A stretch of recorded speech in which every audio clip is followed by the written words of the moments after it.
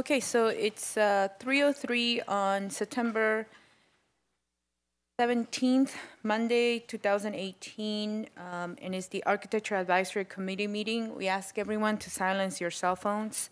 Planning Director, if we can have roll call. Certainly, Madam Chair. Member Cassidy is excused. Member Dosey. Member Lockyer is excused. Member McCoy is excused. Member Rotman. Vice Chair Jakeway. Present. Chair Song. Present. We have a quorum. Thank you. May we have the staff report on the posting of the agenda? Madam Chair, the agenda was posted on Thursday, September the 13th. This meeting has been noticed and posted in accordance with state law. Okay, does the committee have any revisions to the agenda for today?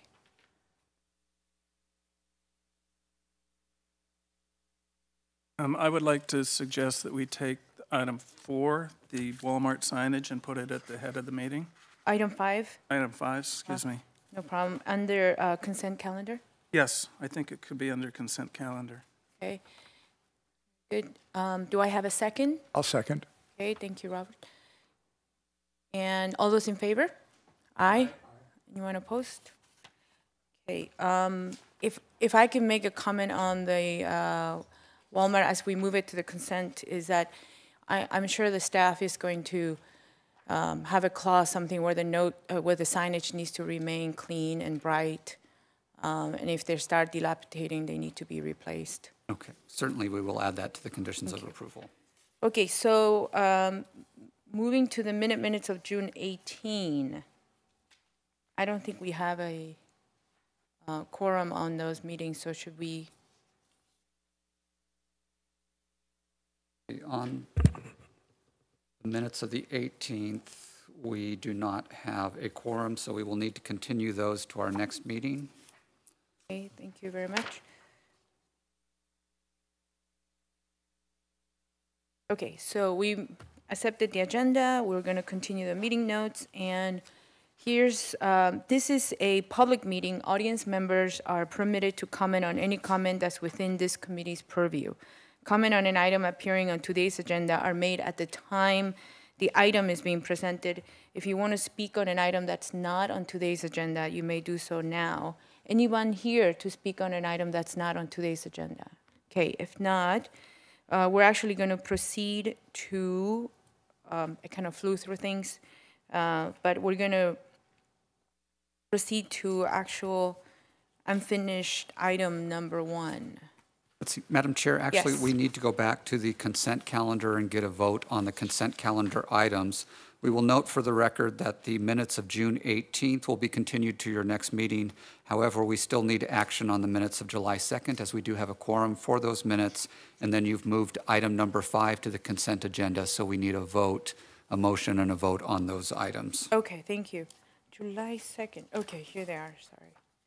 Okay, any comments on July 2nd minutes?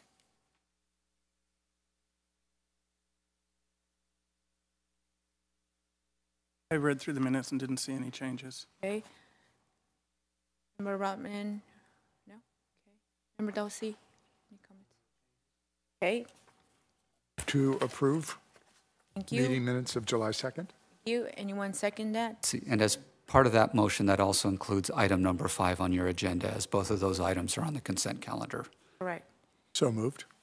Okay, all those in favor? Aye. Anyone opposed? And who was the second on that motion? I was. Okay, thank you.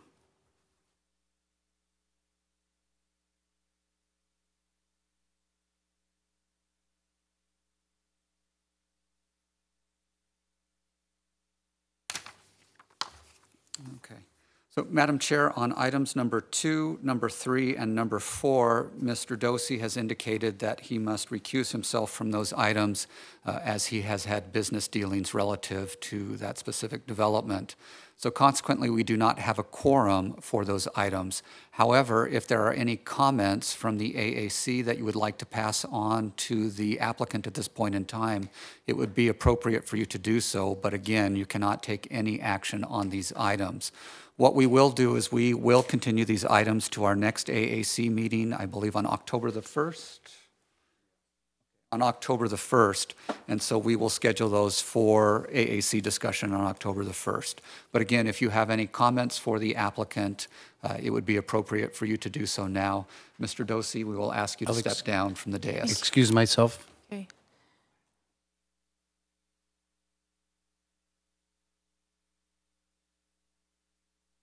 Madam Chair, I believe Yes. that there are individuals here from the neighborhood who are here to speak on these items.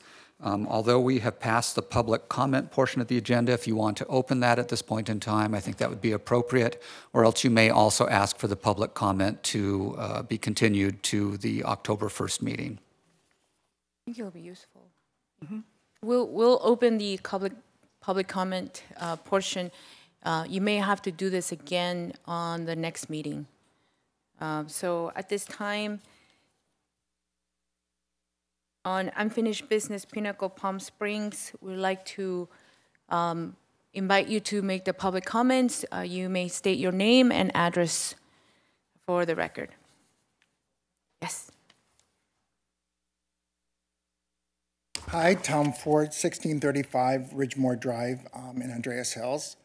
I just want to say that I'm going by the City of Palm Springs General Plan P2 to 38. Proposed hillside development should utilize low lighting levels to avoid glare. Such lighting should be consistent with standards developed by the Palomar Observatory to protect astronomical observation and research. I've talked to, everyone's out of town, of course, this time of year, but the 4 people on my street I've talked to, the main thing we're worried about, besides the color, which I think they're addressing pretty well, is that these are big light boxes with lots of expansive window, and we have seen we don't see plans of where the slope, where the downlights are, and since it's up, it's shining right in us. So we'd like to see where those are, and that it goes towards these guidelines by the Palomar Observatory to protect astronomical observation and research. The other thing is LU 9-8, use of native plant species for hillsides to naturalize open spaces and mountain areas, because we don't know what's on the renderings for his plantings. I don't think Ridgemore, or any of us were, even though we look right at this with the next street, I don't think any of us have gotten anything about this. We've just been finding out about this. Want to know that make sure the expanse of glasses are to code, the grading and the retaining walls. The solar panels, we just want to make sure. This was protected wildlife area at one point, and the city switched it, and they made them keep conservation areas in this development. So I want to make sure that they don't end up putting solar panels on the hills, on the more than 30% hillside slope, which I don't think they're allowed to touch, or in the common areas, because I think those are, from the previous development a long time ago, protected wildlife areas that they got to put these things here in this certain way when the city let them take this land. Just the inside lighting, just make sure it's not too bright. I know today they disbanded the board, and they sort of put the developer and his assistant as the 2 people that get to vote on the HOA board, so I'm a little, I don't know if that's legal. I don't know how that works. And I've got the names of the other residents if you want that are also, there's other in my neighborhood. I'm not good at speaking, sorry, you guys.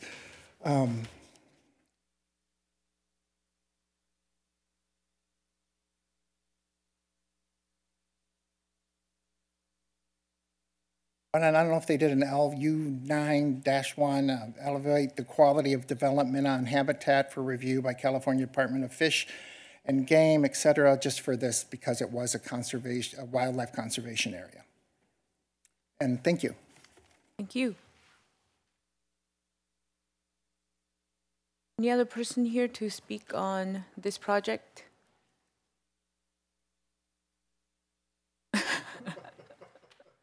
One by one. Hi. Hi. My name is Kimberly Tucker. I am speaking for the residents who are currently living up at Pinnacle Point.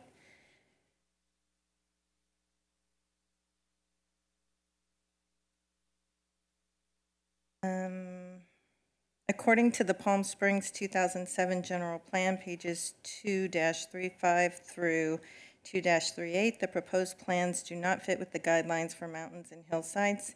These homes do not fit with the natural environment. Myself and many others who cannot be here today would like to see the project continued for further review and public input. Retaining walls, linear features in the landscape, large reflective walls of glass, and other items do not fit with the existing community and are not appropriate. Thank you. Kim, did you state your address? My home address? Yeah. 35054 Mission Hills Drive, Palm Springs, Rancho Mirage. Rancho Mirage. And you're representing, Mark and Lori Matthews, 1745 Pinnacle Point. thank you.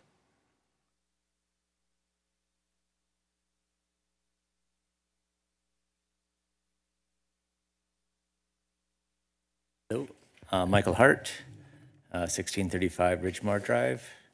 My partner spoke most of the things, my same concern. Appreciate the addressing the color of the houses. They're still a little on the bright side, but the changes are appreciated. At this time, there are 3 houses that are up there in what was once a reptilian center, I think. We don't really notice them at night, and for our house, we're spending a lot of money redoing our house to enhance the views of this mountain that has always been there. And the bright lights, again, is an important thing. This is a pitched roof here, is an excellent example. So we're far below, so if you're looking up, this is what you get to look at in the night sky. So it's really important for us to know what kind of lighting is proposed as an angled light that'll be shining directly at those of us who are in that development who wanted to have a very natural experience in our living place there. So that's really important to see. You don't see any lights under these divisions of the sheets that are sent out.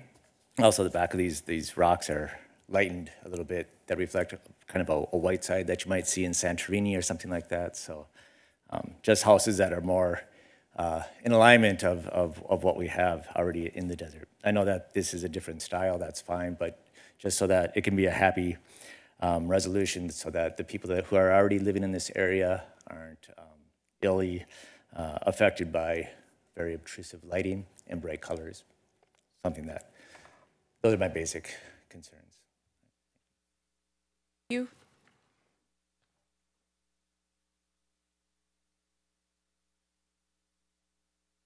Good afternoon. My name is Scott Lyle. I live at 2898 North Sunrise Way.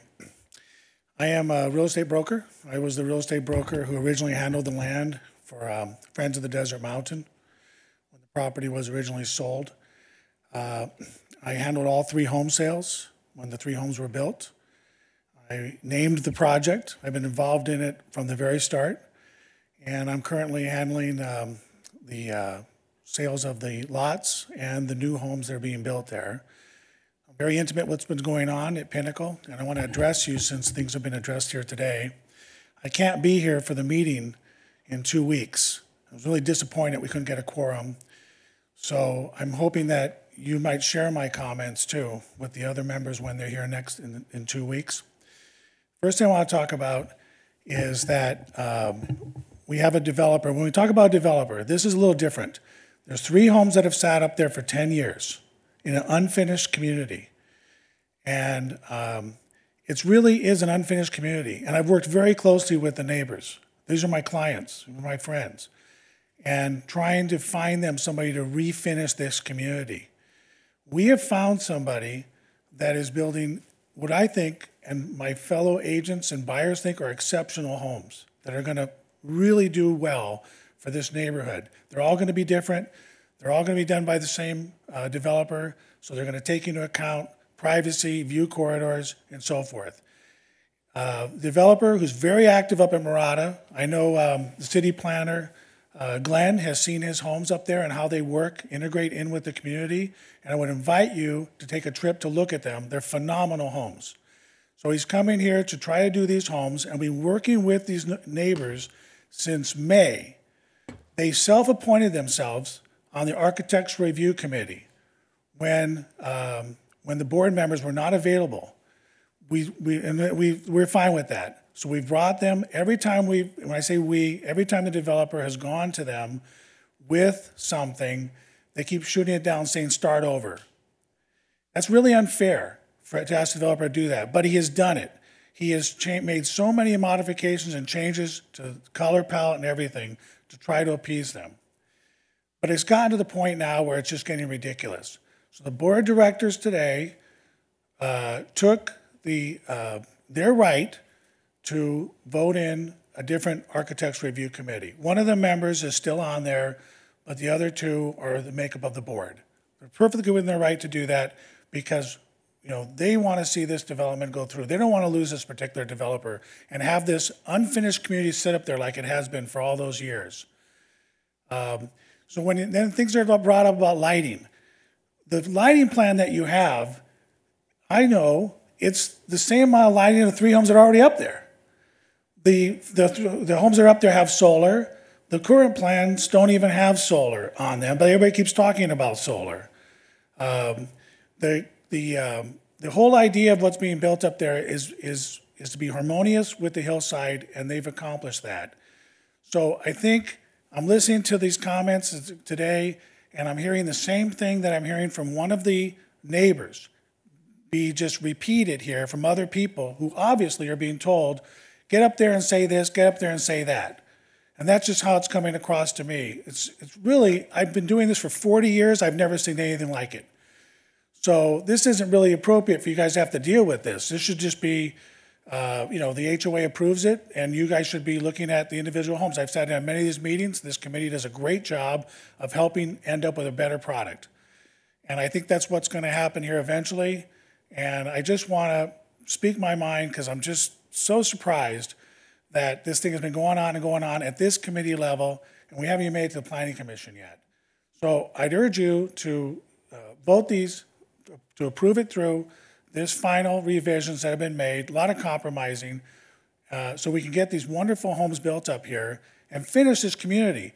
One last thing I'm going to leave you with. I handled a similar community in Tuscany Heights. We had 3 homes sit for 10 years. The neighbors didn't like it when the developer, which was Far West, came in to finish the homes. They're all finished now. The neighbors are thrilled to have their community finally finished. And they've got new friends and new neighbors and pride of ownership. I think that that's what we're going to have happen up in Pinnacle if we have these homes built. Thank you. Okay. Is the applicant present? Okay, we're going to have a series of questions for you. We're going to start with Member Ottman. No? We'll do all 3 since let's do one by one. It will make it simpler. Yeah. You want to start with Lot 2?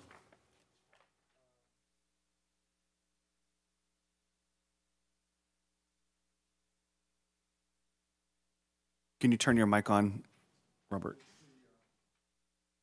Rob, your mic. I have a question.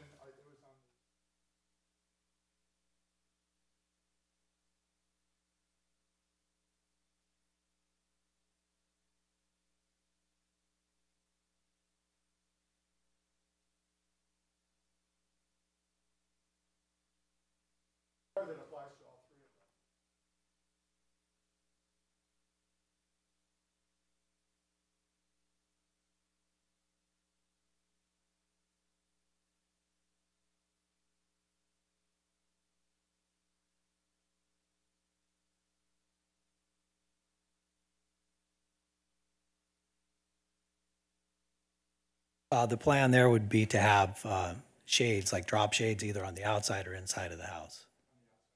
Outside or inside, or both.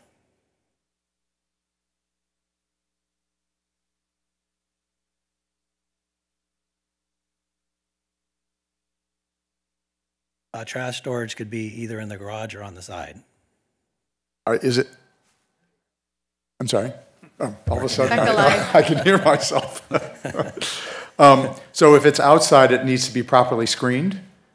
If somebody chose to put it outside as far as the HOA is concerned, then I don't know if they even have trash pickup there or not. Do you know, Scott, by any chance?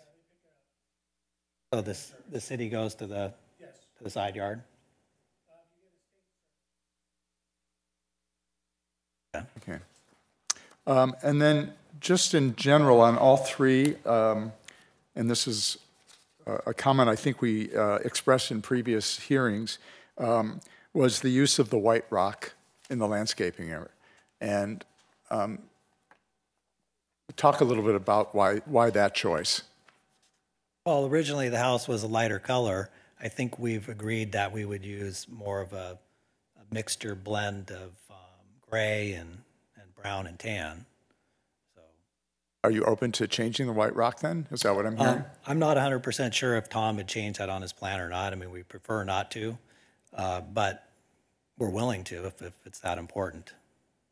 It's only on Lot 2 that has that, I believe. Well, actually, I think Lot 10 had some in the. I think it shows up on all three plans. Does it? Okay. Yeah.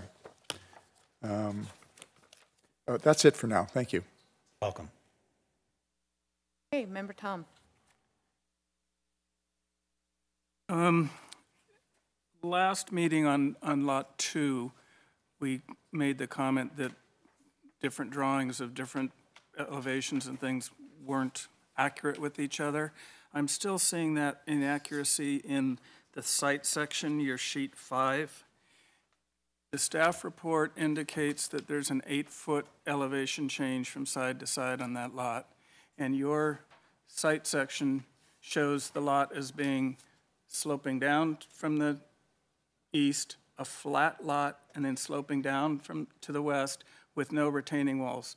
That's not the true situation. I think we need to see the actual section of how the walls are going to be built on those side yards, and that will also then affect your pool fencing.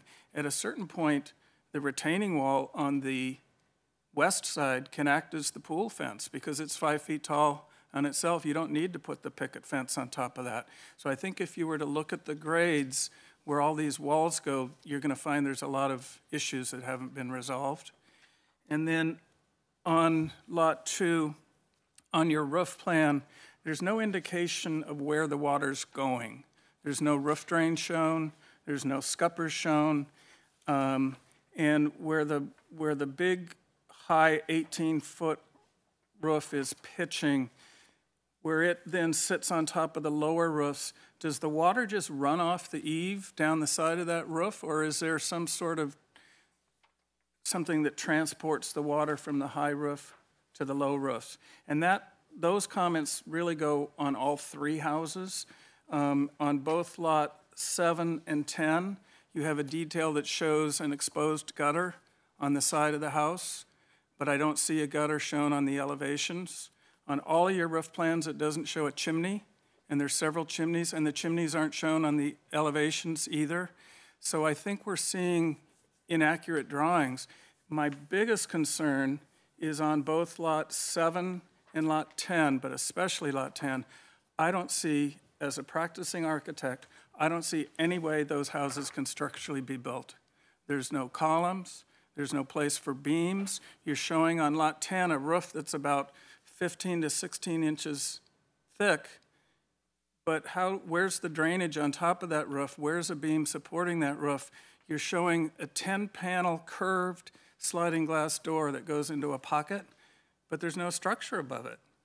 So I think we need to maybe have some preliminary structural sketches or concepts, because I don't want to waste the time of this committee to approve or discuss a house that physically can't be built. Same with Title 24. On Lot 10, that huge eastern exposure of glass, 15 feet tall, I don't think you can comply with the energy code with that. And I'd like to know if you've done preliminary Title 24 reports so that you know that what you're proposing is something that we can approve that can actually be built. Okay, may I address this? Can I address your comments? So most of your comments are not something I'm familiar with. It would seem that an aesthetics committee or architectural advisory committee is looking at the aesthetics of this, and once we get to the approval stage that the design is acceptable, then of course we would move towards the things that you're pointing out. We don't know exactly what a structural engineer is going to do, but I could encourage you to come and look at the homes that we have done that have extreme structural components that will do the things that we're trying to do. These are nothing compared to some of the homes that we're doing currently. And I'd like to have you take a tour and see some of the houses that are in the structural stages and have large expanses of glass, and we're able to accommodate these things that you're concerned about. I don't see any issues with the designs the way they are. The only comment that I think that would make sense is the tapered structural beam on lot 10, what the overall thickness will end up being, depending on the projection of how far the cantilever is. So it may be 10 inches, it may be 8 inches, it may be 12 inches, but we're talking, you know, the thickness of something varying like this. So it's not, it shouldn't be an issue for an architectural advisory committee to focus on and point. It just doesn't seem appropriate to engage all of these consultants and then keep modifying a plan. If we're able to get the plan according to the design, it should just not be an issue. And I think we're capable of doing that. And again, I would encourage you to see some of the houses so that way you have an understanding of how we're able to accomplish this.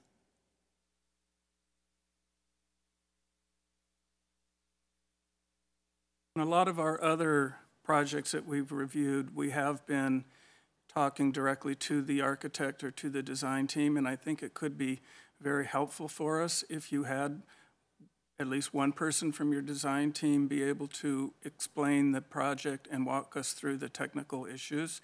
I would say on lot 10, that roof, the cantilever is so huge. Yes, your roof might only be 12 inches thick, but you're going to need a 24-inch tall steel beam under that, and that changes the look and the effect of the house. So that means it just has to come back to us again and start over. We don't want to have to do these things multiple times. I think we need the proper information to start with so that we can just review them once and get you on the road, because I too would love to see that neighborhood built up. Thank you. And just a note, the homes that we're doing based on the 3D models and the renderings that I'm showing you, we're probably at 90% of that. The completed house is probably within 90% the same. And it always varies a little bit on the structural depth. And your concern on lot 10, I don't know if Glenn has a photo of lot 10. The structural beam to carry that cantilever would be set back on top of the columns that are inside the house.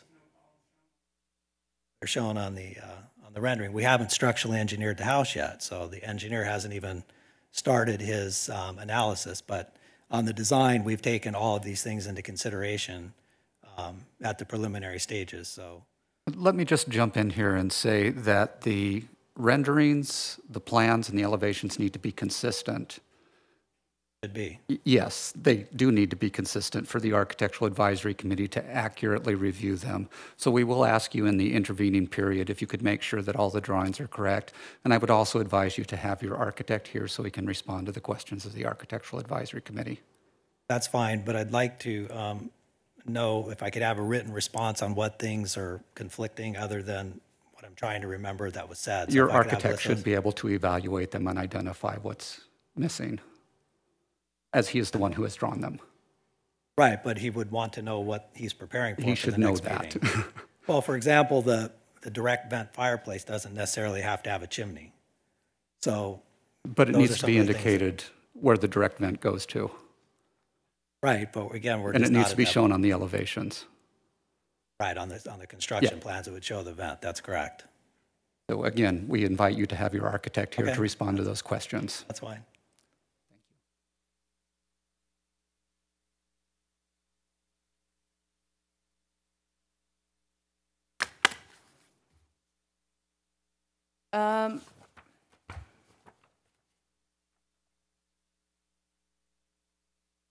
If you look at the lot 7, let me start from the front elevation. So, Chair, I need to get the TV station to pull up that.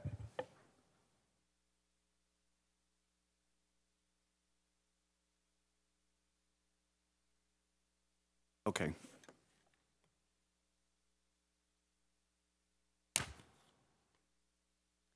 Okay, so your intent is to have the glazing at the living room be all the way down to the ground. So at any point at night, you will have all the illumination bleed into the driveway. That was the intent of your design. In other words, see where that tree is, behind the tree? Do you see You mean the floor to you're height? talking about the front door, correct? Yeah, front door. So if I happen to buy this home, this is not a good example, but I constantly have to be clothed properly. Did you think about that?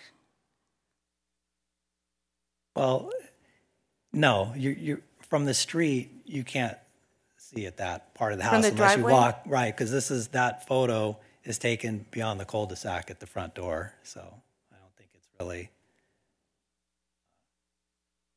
relevant. And if a homeowner were concerned about that, they could, put a shade inside the home with a button to drop the blinds down for privacy if they needed to. But I don't think there's a privacy issue there at all. Okay. Then when we go to the rendering in the back, I see on your roof line inside, is that the mechanical ducts, are they going to be exposed? How's the air conditioning going to be installed in that back open space? Because if by some reason you need room to run your ductwork and your ceiling height is going to be lower, then that's a different look than what you're proposing here in the rendering. Like I mentioned earlier, depending on ultimately the structural and mechanical, those fascias could become slightly larger if necessary. Right, and therefore it changes now the configuration of the building composition that you're proposing in front of us today. And therefore it goes back along to the comment of, we love to review your project. We want to be constructive criticism based on the findings in the planning guidelines.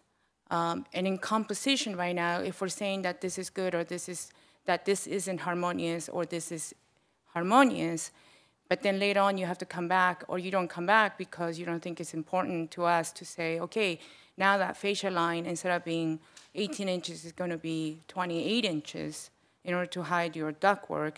It's a top-heavy roof now. Right, and we don't design homes that way. That fascia might vary a couple of inches at best. The HVAC, if you look on the plan, it'll show you where the FAU is. It can push air from the kitchen straight across, and then the master bedroom side, FAU can push air the other direction. So we've never had any problems with that. We don't have any ductwork running in the high ceiling at all. So from the kitchen, you're throwing air? On both sides, correct. Where the fireplace is on the master bedroom side, pushing air this direction, and from the kitchen, pushing air the other direction, and pushing air from the return area of the kitchen, pushing towards the back of the glass. There's plenty of areas for HVAC ducts on this house. Where is the plenty of area that you're referring to? I'm saying there's plenty of area for the HVAC to run across the soffitting that would be behind the kitchen island. So above the kitchen cabinetry, there would be a soffit that the cabinets terminate into, and that ductwork would run right through there and push air directly across towards the fireplace on the opposing side, and then the FAU on the other side can push air into the great room, living room area, and then the area pointing towards the rear, which is by the laundry room, there's enough room there for duct to be directing air the opposite direction towards the back of the house as well.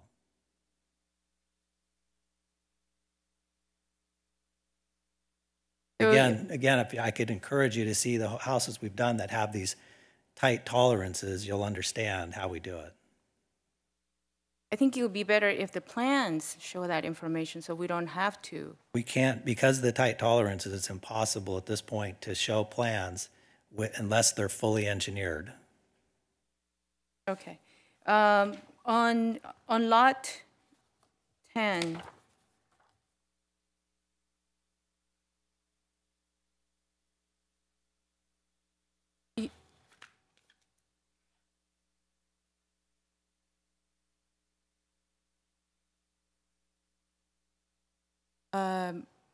Glenn, at the front rendering. Okay. So that circular roof that engages the two garages is sloping back towards a parapet. And how is that composition relating to the harmony of the neighborhood and then the mountains? That curvilinear. How did that composition come about? Came about as a curvilinear design. It's not anything that's foreign to the desert, and it's clearly not the same as the other three houses, but this is a custom home community when the home should be dissimilar, not the same. So we're trying to create architectural homes that are uniquely different from one another and not being exactly the same, as it's not a tract development. And there's a white beam behind that marks, I believe, the entry of the house? That's correct. Okay, and that ties into the CMU wall that's behind the water feature? Yes. And that CMU wall is 12 feet, 10 feet high? I believe it's 12 feet. 12 feet. And the purpose of that CMU wall is to screen?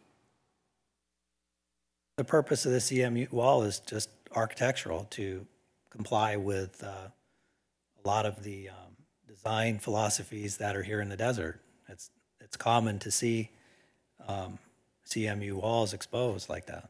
So it's not out of character for the community either, as the other homes have exposed CMU walls as well. 12-foot high. It's common to see a 12-foot high cantilevering. It's a building wall. Yeah.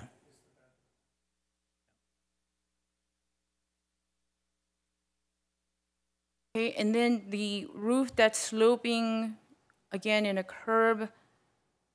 Could we go back to the rendering?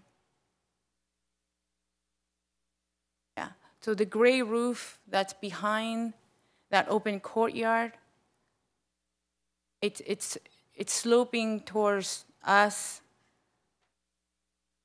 High roof you're talking about? Yeah. Yes.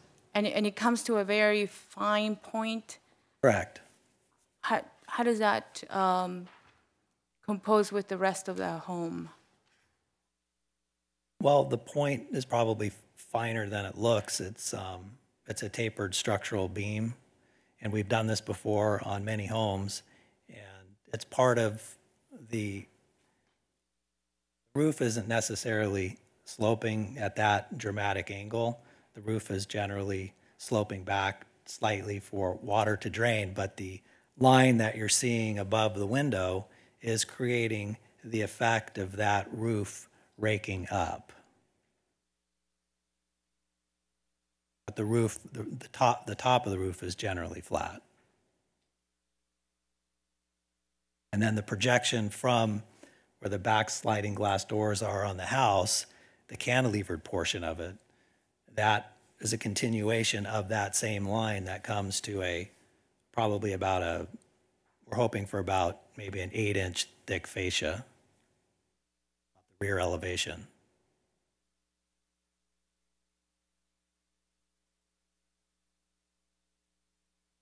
Yeah, composition-wise, the front is not in harmony. I can't make sense of it. What has hierarchy, what doesn't? Why is the CMU wall there and you have plaster wall? And then now you're going to see different types of roof material. And then you have this white beam, very fragile, connecting a very strong CMU wall that's cantilevering. The other two sort of have some resemblance of what's happening in the backyard with your clear story. This one, I'm really having a hard time finding the harmony and the composition through the overhangs and the roof lines. So today here, we're letting you know our questions and our commentary so that you can be better prepared on your next meeting. But it would be really important to have the architect here and be able to explain how these designs have come together. I've designed these houses, so I understand what it is I'm designing, and I can answer virtually any question you have, and I'm happy to have the architect here to support any questions, but I created this design. Oh, you're the designer of these homes? That's correct.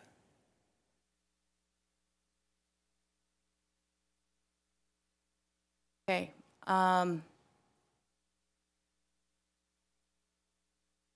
I think as a committee, we want to be in support of finishing the neighborhood. We really are. We want you to be able to move on and finish the projects.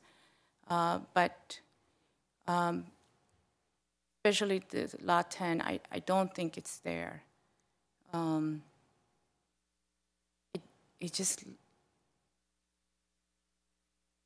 I don't find this exchange very useful because you're not open to consider the lack of composition that the front of this building needs to bring together. And we already stated many of the issues that we're having. So that's where we are right now. Yes, Member Tom. I think one thing that could help us a lot to understand the roofs is if you put parapet height elevations and show us the height of how the roof is sloping or not sloping. The other issue I have that I forgot to mention earlier is on both Lot 7 and 10, I think the driveways are really problematic. On Lot 7, it has 15% slope. When I built my house in the Mesa, they wouldn't allow, city engineering wouldn't allow a 15% slope in a driveway. I had to lower it to 12 by sinking the floor of the garage. On this one, the driveway is pitching down 6 feet from the street. And so somebody is going to have to back out of one of those garages on about a 40-foot long driveway on a curve going uphill, not being able to see the street. I think the garage is in the total wrong place. I think it should be on the low side of the lot so that you're coming in much more of a flat driveway from the street into the garage. That's a very basic design element that I can't tell you to change. I'm just saying if I were working on this project, I don't think you could sell a house with those driveways. Right, and that's a good point that you bring up, but if the garage were on the opposite side, that's the view side of the house, so the garage would take up the majority of the back of the view of the house. And trust me, we started with the garage there and went round and round on it, and this is where it ended up. And we also have another condition that is primarily important for the neighbors as well as keeping the profile of the houses down. So we've depressed the house into the grade down so it's not obstructing views from above. Lot 9 sits right above this. So if this house were elevated at a higher elevation, it would obliterate the view from Lot 9 above. So that's one of the reasons it's like that. And that's the other reason the driveway's wide is to maneuver in and out. So, but your comments are well taken, and we have addressed it for sure. And the other issue I have with the roofs, and you can see it very clearly on this one, where the roof is pitching towards the street, we're actually seeing the roofing material. And if the roofing material is a welded, bonded piece, we're not looking at a very attractive roof. And I believe it's specifically on Lot 10, it's called out as off-white on the drawings. Yeah. I know that those colors are all still in flux, but I would think on where we can see the surface of the roof, I think it would be better if it were something that aesthetically was a more appealing roof than the welded material. I'm not following on where the roof is visible, exactly what you're talking about, which part of the gray shade. The dark gray? That's not the roof, that's the fascia of the house, and the roof is on top. That's the fascia which is angling in to the the glass line. So that is not the roof, that's a fascia. Well, say on Lot 2, where you have the big pitching roof that's kind of torqued out front, you can see that roofing material from the street. You're talking about the underneath side of Now, this the offit? top of it, because it's pitching up, and you can see it on your elevation. But, I mean, we're not here today specifically, solving all the issues. I just wanted to point out some of the things that I saw. This elevation is fine, but if you look at it coming up the street, you're seeing the top of the roof. But that's elevated up at about 20 feet. So coming up the street, I don't think you would see that. I don't think it would be visible at all. And if it is, just so you know, the current roofing systems that we're using are membrane, which almost look like a smooth stucco. So they do have a very nice finish, although they're not seen, but they do look good. Thank you. Yes, Member Rotman. I thought you made a comment that you're not putting solar on the houses. Did I hear that correctly? We have not submitted any plans for solar, but I was told that the city of Palm Springs does require solar on all houses. So I would imagine we would probably put a starter kit on, and which might be a 2 kilowatt system. I'm not sure what the requirements are, but this just came to my attention today. So when you do come back, I would encourage you to show a layout of where you think the solar array will go on the roof, because that too could potentially affect the views and what other neighbors will see. So another thing to consider. Yeah, and we've been going round and round on this, and I'm not quite sure if the neighbors above who have solar on their houses, if we put 2 solar panels on these roofs, we can't foresee what somebody else will do in the future, but that will be up to them to comply with the city standards and also comply with the HOA from an aesthetic perspective. But it's a roof, and we would select an area that would have the least amount of impact, but there's no way to guarantee that anybody in the future would do what they want. There are conditions, though, that can be placed on the development. The city has conditions? As part of our approval, or even the planning commission approval, they can impose conditions. Sure, and that would be good if there's a way for someone to effectively get solar panels that can't be seen from the houses above. That would be interesting to see if it's possible. Okay, I think this ends our comments for now. Yes, so again, no action can be taken today. These are just comments for the applicant to respond to when you come back on October the 1st. And so consequently, that ends our discussion here today, Madam Chair. Okay, thank you. Thank you.